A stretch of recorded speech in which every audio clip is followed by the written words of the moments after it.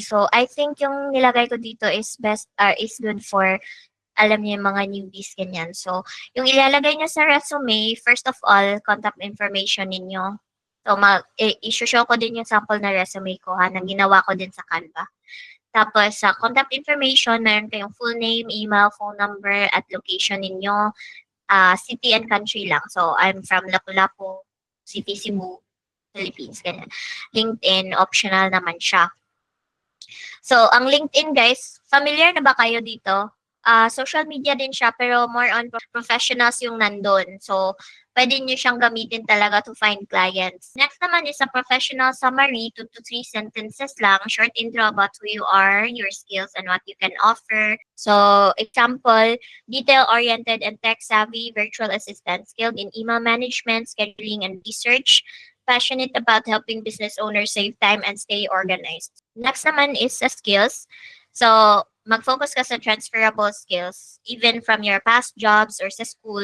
So, for example, email management, scheduling, research, data entry, customer service, social media assistance. But bakit nandun? Meron namang tools. Pwede mong i-separate, pwede mo ding ilagay dito sa skills. So, sa tools naman, i-list mo yung relevant software or platforms you can use. So, example, si Gmail, Google Drive, Google Calendar. So, lahat ng tools na alam mo, pwede mo ilagay. So, So, if kapag-research ka naman na kahit hindi mo pa sila nagagamit with a client, you can put it sa resume ninyo para at least alam ni client na alam nyo na yung paano gamitin yung mga tools. So, work experience naman, if no VA job yet, you can use past jobs or freelance gigs. So, i-highlight mo yung mga tasks na VA related. For example, nag-handle ka ng customer emails and scheduling as an office assistant. So, if ano naman, like, if nag-OGT kayo before, pwede naman yun as long as VA related siya. If wala kang work experience, you can include internships, ayan, OJT, mga volunteer work or personal projects like managing your own Facebook page or helping a family business. So, pwede mo yan siyang ilagay. Education, sa next part, education section, ilagay mo kung saan ka nag-graduate or kahit actually wala na to, pwede naman nang wala. Pero if wala pang laman yung resume ninyo, pwede nyo siyang i-add. So, pwede kayong mag-add ng certifications or online courses na related sa admin or freelancing or VAs. Ayan siya. Pero certifications, guys, I'm telling you, hindi naman siya hinahanap talaga ng client. Ang gusto nilang makita is meron ka na ba talagang skills. So, ayun. Next section, pwede ka maglagay ng achievements. So, optional siya, pero if naman, to help you stand out as a newbie, so instead of just responsibilities, you can write your results. For example, nag-organize ka ng digital filing system that reduced document search time by 30%. So, pwede din yun.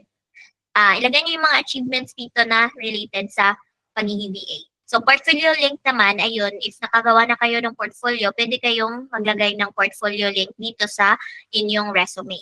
So, mag-add ka lang ng clickable link sa Google Drive or Canva portfolio with your sample. So, ayun siya. Like, if ida-download or if gumawa ka kasi ng PDF or yung resume sa Canva, you can download it as a PDF and then magiging clickable naman yung link na ililink mo doon if ever like for your portfolio. Ito yung resume ko. So, gumawa ako ng iba't ibang resume for different like if minsan nga gusto ko mag-apply as a VA or general or admin VA. Meron akong for VA. So, ito yung ipapakita ko ngayon. Meron din akong for SMM, ganyan. Pero, ayun siya. Para iba-iba. In case na gusto ko na namang mag-apply sa SMM or admin lang, ganyan. So, ayan yung example resume. Nakikita ba siya? Template lang din 'to sa Canva guys kasi hindi talaga ako magaling mag-design. But hindi ko naman pa siya nagagamit so far. Gumawa lang talaga ako ng resume for virtual assistant in case na meron akong makita na gusto kong applyan. So, ito yung sa picture mo, and then ito yung name, tapos yung virtual assistant which is yung role. So, dito naman ito yung sa introduction kanina. professional summary. So, a proactive and results-driven virtual assistant with 4 years of experience in admin support, customer service, and content management. So, nilagay ko din na tech savvy with expertise in Google Workspace and social media tools. Naglagay din ako na quick to adapt ako and eager to learn new skills. I'm ready to bring my versatile skills to contribute to your team's success and continue growing professionally. I feel like masyadong mataas to pero hindi ko pa siya na-edit since hindi ko pa naman siya nagamit. So, anyway, dito naman sa next, yung education, nilagay ko na lang siya dyan kasi gusto kong ma-fill yung space. And then dito yung contact info ko. So, nilagay ko yung address, phone, email, and then ito yung sa portfolio ko. Okay, so next naman is a work experience. So, nilagay ko dito yung mga experience ko. And then dito, naglagay ako ng skills dito sa part na to. So, admin support, customer and community support, social media and content management, project and time management. Ayan, nilagay ko na siya dyan. So, ayan, meron namang maraming templates sa Canva na pwede nyong gamitin and i-customize para makagawa kayo ng resume. So, kailangan nyo yan in case na um, magsasend na kayo ng applications. So, sa next part, we'll be talking about saan kayo magsasend ng application, saan kayo makakahanap ng jobs.